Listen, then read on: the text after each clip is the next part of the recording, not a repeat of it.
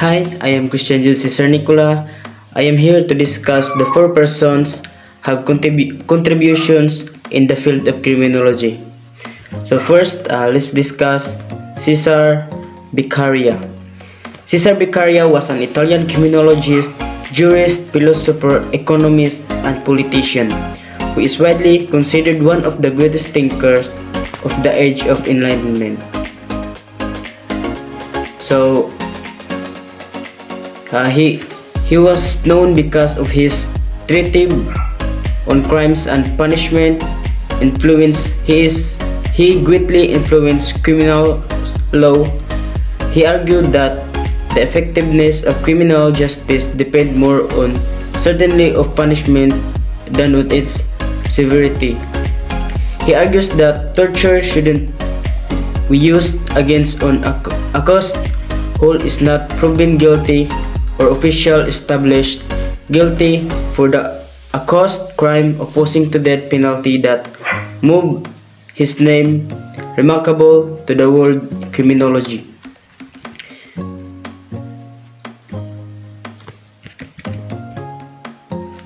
His contribution in the field of criminology is Cesar Beccaria was one of the most important influence upon American attitude toward criminal justice. Beccaria emphasized individual justice system. He stood against the use of torture and capital punishment.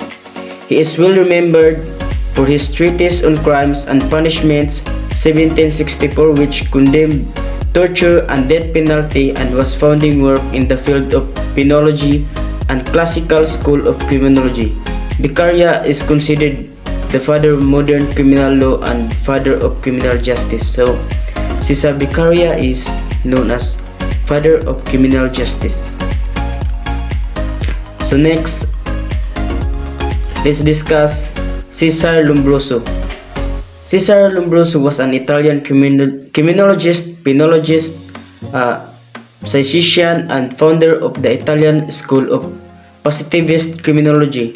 Lombroso rejected the established classical school, which held that crime was a characteristic trait of human nature. So, Cesar Lombroso was an Italian, so same from Cesar Beccaria. He's Italian too. And his contribution as Lombroso became known as the father of modern criminology. So Lombroso became known as the father of modern criminology because he was one of the first to study crime and criminals. Scientifically, Lombroso's theory of the word criminals dominated thinking about criminal behavior in late 19th and early 20th century. So Lombroso scientifically studied crime and criminals, suggest that criminality is inherited and that person born criminal could identify by now our naked eye through the person's physical appearance, behavior, expression of its face, and etc. Now, let's discuss Raffaele Garofalo. Raffaele Garofalo, Italian jurist and criminologist.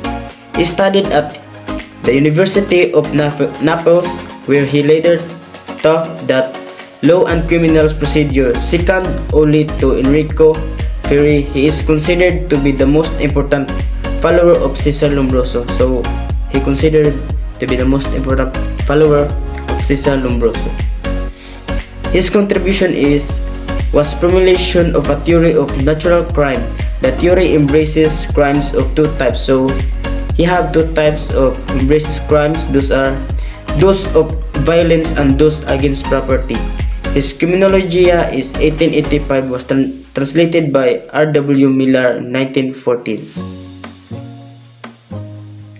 So Raffaele Garofalo, he classified crimes into two types, which is the violence and those against property. He also supported the position that a crime can be, through scientific study, formulate natural crime.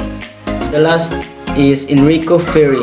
Enrico Ferri was an Italian criminologist, socialist, and student of Cesar Lombroso. So, Enrico Ferri was an criminologist too, and socialist and student of Cesare Lombroso, the founder of Italian School of Criminology, while Lombroso researched the supported psychological factors that motivated criminals to investigate social and economic aspects.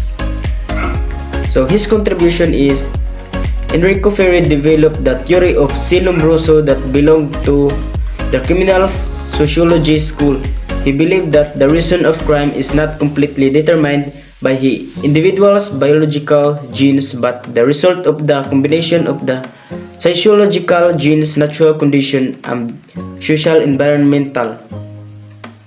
So he believed also tried to identify the ultimate explanation of crime through the scientific method. He believed that crime is not totally can be identified by biological genes but instead it's a combination of natural condition of human being and environment society.